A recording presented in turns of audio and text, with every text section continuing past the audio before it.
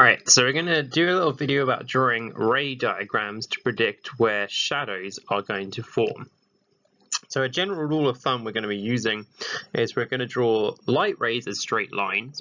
We're going to draw rays from both ends of the light source, and we're going to draw rays through both the top and the bottom of the object.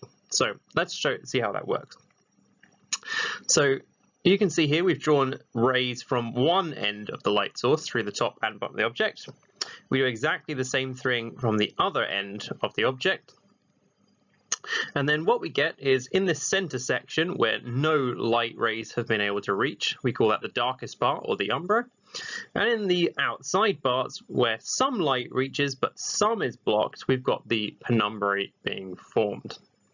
And then for these next ray diagrams, we're going to do exactly the same thing. We're going to draw from one end of the source, straight lines going through the top and bottom of the object. Same thing from the other end of the object. And what we can see happens this time is we've got this umbra section in the middle. No rays of light have reached that section. And we've got these penumbrae, which is larger this time. And then moving the source closer, we're going to do exactly the same thing. We're going to draw lines from both ends of the source through the top and bottom of the object. And we can see we've got an umbra and two penumbrae being formed.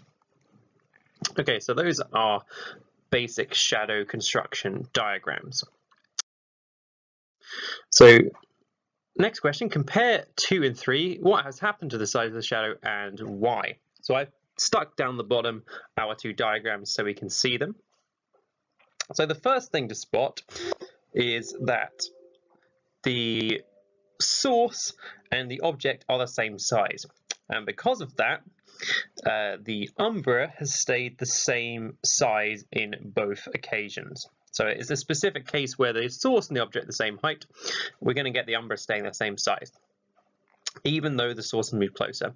But what you notice is that penumbrae have increased in size. We can see from the diagrams they've got quite a bit bigger. And the reason they've done that is because the source has moved closer, so more of the rays of light are blocked by the object, or a wider angle of rays of light are blocked. Okay, so that's that one. Okay, so next we're going to look at a kind of pinhole type camera. So light passes through a small hole, falls on a screen 30 centimeters away, and we're going to hold a pound coin between the two to cast a shadow on the screen. We're going to treat the hole as if it's a point source of light. The coin is 10 centimeters from the hole, diameter 2.25 centimeters. Draw a scale diagram. So we can't draw a 30 centimeters, it doesn't fit on our page, but we can use a scale of 2 to 1. So 1 centimeter on my drawing is 2 centimeters in reality. So if we look at the dimensions, we see, according to the description, the coin is 10 centimeters from the hole. So my diagram, it's 5 centimeters.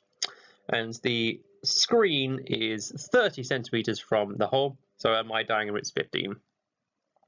So the coin has a diameter of 2.25 centimeters. So on my diagram, it's 1.125. And now we can start sketching our rays of light going through the top and bottom of the object. It's a point source, so we can't go from either end of it. And we can see we get a umbra being formed. So that's 3.4 centimeters on the diagram. Therefore, it is going to be 6.8 centimeters in reality because we've got that 2 to 1 ratio. Okay, so then if the hole through which the light passes is made larger, what happens to the part of the shadow where there is no light at all? So I've drawn you two ray diagrams to show what that would look like if we had on the left a point source and on the right a much larger hole.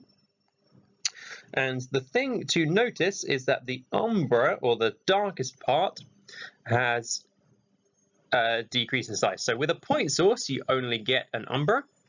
When you increase the source in size, the umbra is going to shrink, as we can see from the diagram. But we are going to start to form two penumbrae, as we can see. So with a point source, we don't get any penumbrae, whereas with our larger source, we're starting to form penumbrae on either side. Okay, and that completes this video looking at ray diagrams for different sources of light and the shadows that are cast.